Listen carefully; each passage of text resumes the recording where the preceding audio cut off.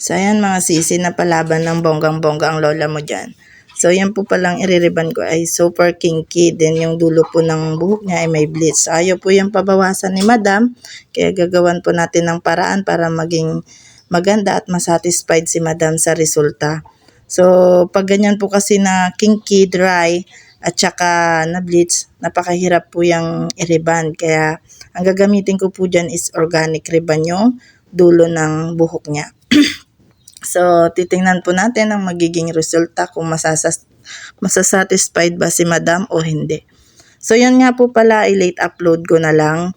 Kumbaga, ilang months ko na siyang nariban at ngayon ko lang po i-upload dahil ngayon lang po ako nagka-time. So, titingnan po natin kung ano ang kalalabasan ng resulta ng kanyang buhok.